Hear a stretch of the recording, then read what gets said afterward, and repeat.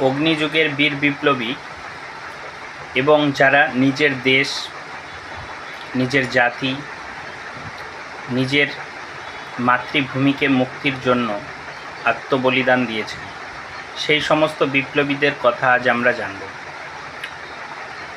প্রথমেই জানব যে পটাশিয়াম সাইনাইড খেয়ে বা পান করে যে বিপ্লবীরা জীবন বিসর্জন দিয়েছেন, আত্ম আহুতি দিয়েছেন, তাদের মধ্যে ছিলেন প্রীতিলতা ওয়েদেদার।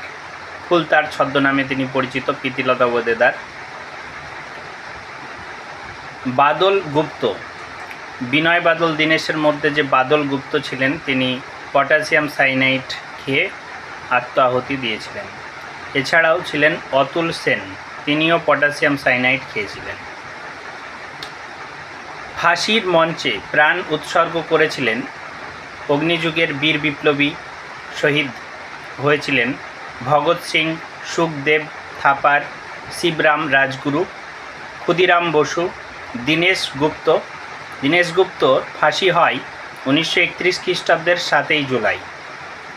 মাস্টারদা সূর্য সেন 1934 খ্রিস্টাব্দের 12 জানুয়ারি মধ্যরাত্রে চট্টগ্রাম কেন্দ্রীয় কারাগারে তার ফাঁসি হয়। গুলি লড়াইয়ে আত্মবলিদান দিয়েছিলেন। ব্রিটিশ পুলিশের বাহিনীর হাতে গুলির লড়াই চলাকালীন আত্মাহুতি দিয়েছিলেন চন্দ্রশেখর আজাদ। কুইক সিলভার ছদ্মনামে তিনি পরিচিত চন্দ্রশেখর আজাদ। বাঘা যতীন বা যতীন্দ্রনাথ মুখোপাধ্যায়, জীবন ঘোষাল, অম্বিকা চক্রবর্তী প্রমুখ বিপ্লবী। বিপ্লবীদের স্বদেশী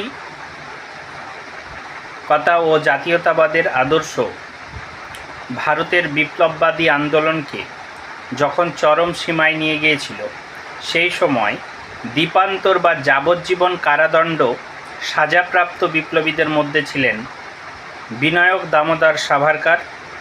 সেলুলার জেল আন্দামান নিকোবরদের তাকে রাখা হয়।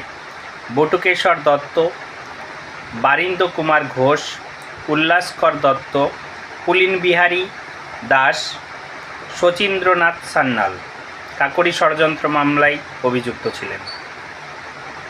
আন্দামান সেলুলার জেলে বন্দি থাকা অবস্থায় মার্সি পিটিশন বা ক্ষমা প্রার্থনা পত্র লিখে ব্রিটিশদের কাছ থেকে মুক্তি পেয়েছিলেন বা সাজা লঘু করেছিলেন